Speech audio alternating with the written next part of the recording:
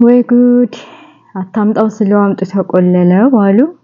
ወይ ቤቲ በስንት ጊዜና በስንት ዘመኗ ያችር ተንኮለኛዋ መታ አሁን ደግሞ ቤቱን ባንድ እግሩ ታቆመው።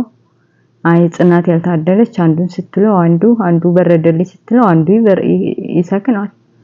አይ ጉድ! የቤቲ እናት ተያይዘውታል ኪራን። እውነት አንጀቱ ራርቶ ቤቱ አስገብቶ ለሕክምናው የሚረዳ በቃ የስነ ልቦና አይዞሽ ይላታል ብለው ነው ምን አስበው ነው ወይስ እንደሆን ብለው ልጅቷ ያው ማስመሰል ስለሆነ ስራዋ ልጅቷም እያስመሰለኝ እናትየዋ ጋር ተመክረው የጽናትን ህይወት እና የኪራን ህይወት ለመብታት አስበው ነው። ያም ማለት ቤቲ ተብየዋ እንግዲህ በሁለታቸው መካከል ገብታለች። ሰላም ጤና ይስጥልኝ ውድና የተከበራችሁ የመረም ኤንድ ማይክሮ ቤተሰቦች በያላችሁበት ሙስሊም ክርስቲያን ወገኖቼ በአለም ዳርቻ ያላችሁ ሰላም ብያለሁ። ሁላችሁንም ሰላማችሁ ይብዛ። ለቤት አዲስ የሆናችሁ ሰብስክራይብ ማድረጋችሁ እንዳትረሱ። ላይክ ሼር አድርጉ ውዶችዬ። ኮሜንት እዛ ላይ ነው የሚሆነው። ላይኩ ግን ምንም ዜሮ በቃ አረ ላይክ አድርጉተው ጣታችሁ ምንድነው ጫና አታረጉትም እንዴ? ኤኒዌይስ ወደ ጽናት ድራማ ስንሄድ ድራማው ሲጀምር ያው እንግዲህ ኪራና ምሩ ቁጭ ብለው ሆዳቸውን እየተጫወቱ ነው። ሮማንቲክ አሻራት ቀለበት ምናምን ካደረጉ በኋላ ደስ ብሏቸው በቃ በተለይ ናሆም ተብዬው ያው ፈጣሪውን እያመሰገነ ነበር እሷን ስላገኘ ደስ ስላለውና በተለይ ጋብቻውንና የቀለበቱን ስነ ስርዓት ስትቀበለው ደስ እንዳለው እያመሰገናን ነበር። እሷም እንደውም ከዛ ከዱርይነት ወጥቶ ከዛ ሴት ከሚያተረማምሰው ባህሪ ወጥቶ እሷን አፍቅሮ ደረጃ መድረሱኛም ደስ ብሎናል። እና እሷም በተሯ እያመሰገነችው ነበር። እንግዲህ ሴት ልጅ እንደዚህ የሚንከባከብ እንደገና ከነጉድለቴ ከነህመሜ ተቀብሎ ፍቅረኛና ሚስት ለማረጉ ማሰቡ ደስ ብሏት እየተመሰጋገኑ ነበር። ያው እንግዲህ የትዳሩ የቤተሰባቸው ነገር ውለዱ ክበዱ ማለታቸው የልጅ መውለድ ሁኔታው እያሳሰባት ቢሆንም እንግዲህ ናሆም ባለው አቅሙ እሷን ብቻ እንደሚፈልግ ቅድሚያ ለሷ መስጠት እንደሚገባውና ቅድሚያ ለሷ መስጠት እንደሚያስብ ነግሮ አስረግጦ ነግሯታል። ረረ ፍቅር ይዞኛል ላለዘፋኝ እና ደስ የሚል ላይፍ ደስ የሚል ምሽት እያሳለፉ ነበረ። በመጨረሻ የቤቲ እናት እንግዲህ ኪራን ፍለጋ እየኳተነች ነበር። በመጨረሻ አግኝታው ግቢው በሩ ሄዳለች። በር ቆርቁራ እባክህ ብቅ በል ኪራ ማን ነው ብሎ በሩን ከፍቶ ብቅ ሲል ወይዘሮ የእንትና የቤቲ እናትና ቤቲ ተብየዋ ናቸው። እና ቤቲ እንግዲህ ድሮ እንግዲህ ኪራን የራሷ ለማድረግ ታስታውሳላችሁ ያልፈነቀለችው ድንጋይ የለም። አንዴ ውሸት ትተውን ነበር። በተለይ ከፊልሙ መጨረሻ ከድራማው መጨረሻ ከዚህ በፊት ያወጧት ሰሞን የውሸቷን ነበር። እንደዛበርኩ አፈቀርኩኝ እንደዚህ ምናምን እያለች ስትል የነበረው የውሸቷን ነበርና ሰራተኛ እንደውም ቤቷ ጽናት ጋር አስገብታ በልጅቷ በሰራተኛይቱ ልጅ ህመም የጎዳና ተዳዳሪ ስለነበረች ገንዘብ በመስጠት መርዝ በማስደረግ ብዙ ነገር በቃ ስቄት ታርጋት ነበር ጽናትንና አሁንም ጽናት እንግዲህ አላመነቻትም። ማን እንደዛ እየሸወደች ነው የሚሆነው ምናምን ብላ አስባለች።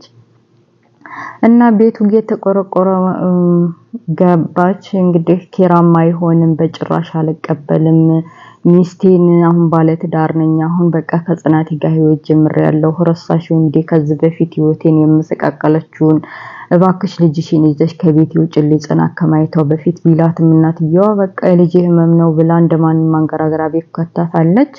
ቤት ከገባይ በኋላ ያው እንግዲህ ቤቲ በነበረችበት ሰዓት ፊልሙ ሲሰራ የቤቱ ዲዛይን የቤቱ ሶፋ ምናምን ነጭ ነበረ።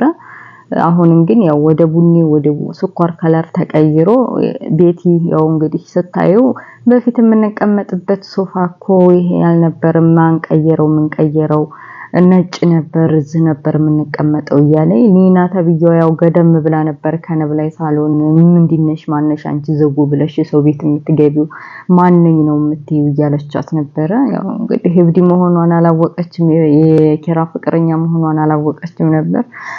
ወደዛ ጅሊ ብላ እናቷ ተከትላ አንቺ ብድነሽ ሰው ቤት እንዴት ዘለሽ ትገቢያለሽ ስትላት ያው እንግዲህ እንዴት እኔ ንብዲ ታያለሽ ብላ ያዙ ይልቀቁኝ አለች። አበደች እንግዲህ እናትየዋ እንዴት ልጅ ንብዲ ታያታለሽ ለራስሽ እንደዚህ ጸጉርሽን አንጨብረረሽ ሰይጣን መስለሽ እያለቻት ነበርና ከዛ በቃ ልትገላት ቆርጣ ልፈልጣት አምልጣ ወደ ደረጁ ሄዳ ቁዝም ብላ ስትቀመጥ ጽናት እንግዲህ ስታያት ምን ሆነሽ ነው ምናምን ብላ ጠጋ ነገረቻት። ኧረ አንቺ ምን አለብሽ እናትዬ እኔ ነኝ እንጂ እኔ ነኝ ለመከራ የፈጠረኝ እንዴ በጧቱ አንዲት እብድ ላይ ልጨፍርብኝ እያለች ያለውን ነገር ለማስረዳት ሞከረች። ጽናት የምታውቅ መስሏት ነበረ ኒና ገና እየሰማች ነው፣ ግን ጽናት የምታውቀው ነገር አልነበረም። ከዛ ያተፈጠረውን ነገር ቤት ውስጥ የመጣችልሽን እብድ ያላየሽም እንዴ ወይ ጉዲ አንቺ ጉደኛ ነሽ ተፈለግሽ ሂጂና እናቴን ራሴን አሳምማኛል ብላ ያው እንግዲህ ጽናትም የጠረጠረችው ነገር አልፈጠረም። የፈራሁት ነገር እንዳይሆን ኪራ ጎትቶ አምጥቷት እንዳይሆን የዚህ ቤት እያለች ዲያ ሳሎን ስታያት እውነትም ቤት ይመታለች። በቃ ጽናት እየጠራቻት ምንድነው አንቺ አትመስይ። ጽናት በጭራሽ አልተቀበለቻትም እንደነገርኳችሁ። በቃ የቤቴን ትክክለኛ የብዲ ህመም የሚባለውን ነገር በስነ ስርዓት አልተቀበለቻትም። ምክንያቱም እሷ ብዙ ጊዜ በውሸት ነው በቃ በውሸት ኪራን እሷ ለማድረግ በውሸት ከዚህ በፊት ብዙ ጊዜ ታውናለች በውሸትና አሁን ላይም ደግሞ አበርኩ ህርኩፍ ሞትኩ ሰከርኩኝ አብጃለሁ በያኪም ቤቱን መንከራተተው በሱ ፍቅር አብጄ ነው ምናምን የምትለውን ነገር ውሸት እንደሆነ አርጋ ነው የምታምነው ጽናት። አላመነቻትም። ማነሽ አንቺ ምንድነሽ ቤት ምን ልትሰሪ መጣሽ ብትላትም አልሰማቻትም ነበር። ቤት ተብየዋ እንግዲህ ኪራ እንዳመጣሽ እሱ ያወጣሻል እኔ መቼም ዘሃይን ያየ ፊት አልቀመጥም አልችልም ብላ ወደነ ሜሩ ወደነ ናሆም ቤት ያለ ድንገት በር ሲቆረቆር ግራ ገብታቸው ናሆም ክፍት ሲያረጉም ጽናት ናት።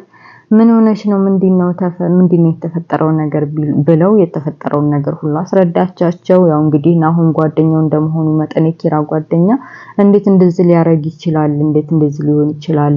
ድጋሚ እንዴት ህይወቱን ሊበጠብጥ ይችላል? እሷን ቤቱ አስገብቶ ብሎ ራሱም እንደ ጓደኛቱ ተናዶ ነበር። ሜሩን ብትሆን እንደ ጓደኝነቷ ጽናት የምታጽናናበት አንዲበትና ጉልበታ የላትም ነበር። ምክንያቱም ከዚህ በፊት በቤት ምክንያት ብዙ ተሰባብራለች፣ ልጇንም ማታለችና በቃ እንደው አይዞሽ ብሎ ማጽናናቱ ራሱ ከብዷት ነበረ። ያው እንግዲህ ኪራም ራሱ ይቅርታ ሊጠይቃት እናሆን ኪሜሩ ቤት መጥቶ ነበረ። የተፈጠረውን ነገር አስረዳት። በቃ ታማለች እቺ ልጅ አብዳለች፣ እናትየዋን ለሷ ሳይሆን እናትየዋ አሳዝናኝ ነውና በእናቴ ስትለምነኝ ነው ያልቻልኩት ለትንሽ ጊዜ እንታገሳትና ከዛ የማይሆን ነገር ከተፈጠረ አውጥቻ አስወግዳታለሁ ብሎ ያው እንግዲህ ታርቀው ወደ ቤት ተመልሳለች ማለት ነው። እቤት ከተመለሰ በኋላ የሚፈጠረው ነገር ሁላ ሶፋ ላይ ተኝታ ሲያለብሳት ፈረንት በጣም ሲያለብሳት ሁሉ ነገር አክቱን ነገር ምናምን ስታይ በቃ ይሄ ልጅ እኔንማ አይወደኝም እውነትም ለቤቴ ስሜት አለው ለቤቴ ቦታ ይሰጣል ምናምን ብላ አስባ በጣም ከፍቷት ነበረ። በጣም ደብሯት በቃ እንደ ድሮ ፍቅሬ ውዴ ማሬ ማለት ይችላል ትታደ አሁን ሌላ ሙዲ ሌላ ስሜት ውስጥ ገብታ በቃ በጣም ተጨንቀታ አስባ ነበር። ምሩም እንደገና መልሳ ቤት እነ ኪራ ቤት መታ ያለውን ነገር ለማየት እና እርግጠኛ ለመሆን መታ ለማጽናናት መታ ነበር። ግን ደግሞ ያው እንዳልኳችሁ ሜሩ በቃ አቅም የላትም። ምክንያቱም ከዚህ በፊት በቤት ምክንያት ስለተሰባበረ ጽናት በቃ ከዚህ በኋላ እንደዚህ ተመለሽ ምናምን የምትልበት አቅም የላትም።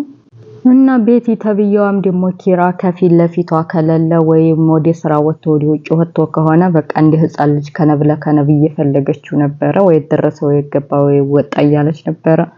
በቃ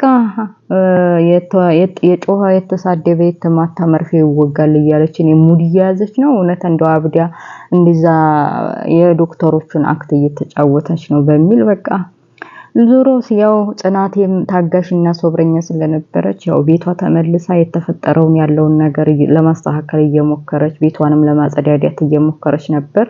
በመጨረሻ ቤት ተብየዋ ምኝታ ክላሳቸው ገብተው የኪራን ጃኬት እየያዘች ወደ ስትል ጽናት በጣም ነደዳት፣ በጣም አልቻለችም። እንግዲህ ከዚህ ቤት ውጪ ከዚህ ክላስ ውጪ የኪራንን ልብስ ለምን እንደዚህ ታረጋለሽ ይዘሽ ምን ታረጋለሽ ብላ በቃች። እንደዛ በይቅርታ የምታምነው ስብርብር ስላረገቻት አሁን ደግሞ ድጋሚ ቤቷ መታ ተዳሯን ልትበትን የተዘጋጀች ሴት ከባድ ነው። እንደዛ አምኖ መቀበል ይከብዳለን። ታነይሁም እሷ ስለሆነች ነው። የኔ ቢጤ ቢሆን እንኳን ቤት አስገብቶ አርሂቡ ብሎ ኧረ ከባድ ነው። እና ጽናት እንደዛ ቤት አስገብታ ብቻ እንደማንኛውም ሰው እንግዲህ በሽተኛ ነብላምና ያው ህክምናውን በተለይ ደግሞ ኒና መድኃኒቷን እንድትሰጣትና እንድትረዳት ታዛለች። ኒና ለራሷ ጸጉሯ የሚያስፈራራ እብድ መሰለች እንኳን አይደለም ሌላ እብድ የህክምና ክትትል ልታረግ ማለት ነው። እና ኒናንም ራሱ ጭውት ነው ያለችባት በነብሷ ውሃ ልጠጣ ብላ ኪችን ከሄደች በኋላ ውሃ ልጠጣ ወደ አፏ እንዳስለገተችው ከየት መጣች ሳትባል ቤት ተብየዋ በቃ ከወደ ስሯ አስደንግጣት ነበር ውሃው ከእጇ እስከሚያመልጣት ድረስና አንቺ ካንቺ አልፎን የራሴ ልታሳብጂ ነው አንቺ የምትወስጂውን እንቅልፍ ሲወስድሽ የምትወስጂው መድኃኒት ወስጄ ብተኛ ይሻለኛል ብላ ቦግ ብላና ተናዳ ጥላት ወጣለች። አንቺንም መድኃኒት የምሰጥበት የምንከባከብበት ምንም አቅም የለኝም ብላ ተናዳ ጥላት ያለች ማለት ነው።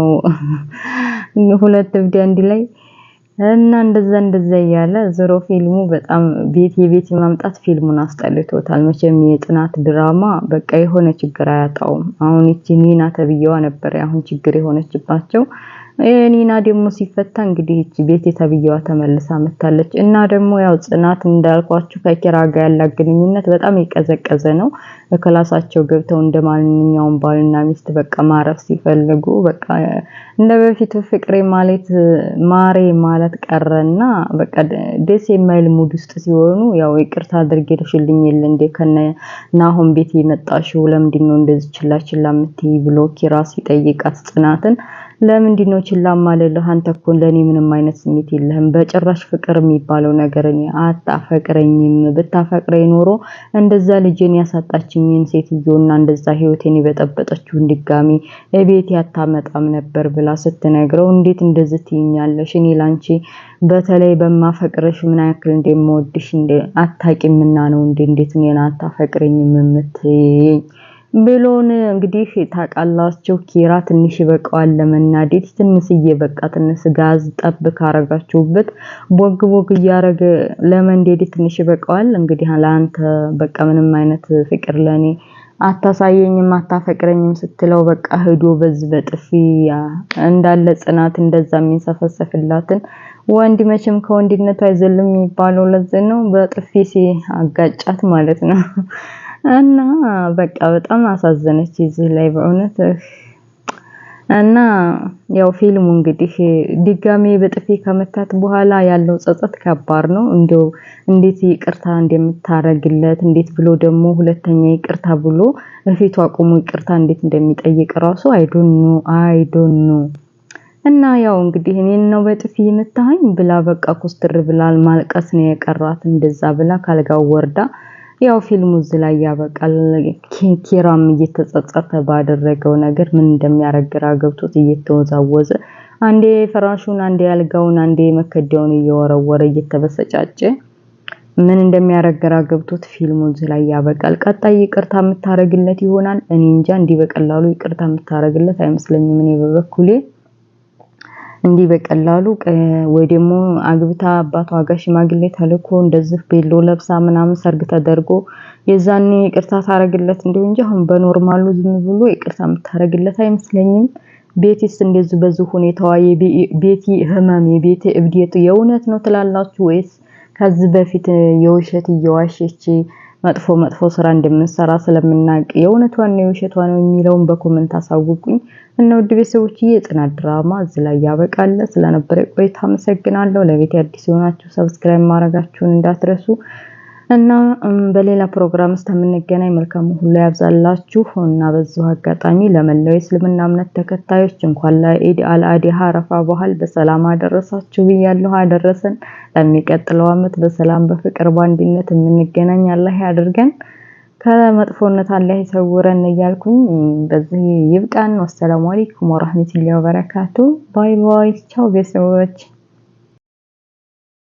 ወንጀሌ ቢበዛ ለመንኩሃም ድሬን እስከዛሬ ድረስ በወንጀል ታጥሬ ታግቶኝ መራመድ ተይዞችና እግሬ አግቶኝ መራመድ ተይዞችና እግሬ ፋቲማታ ሳታኝ እንዳልሞት ከፍሬ አስተግፊሩላህ ሚን ኩሊ ዘንቢ ተውበቱ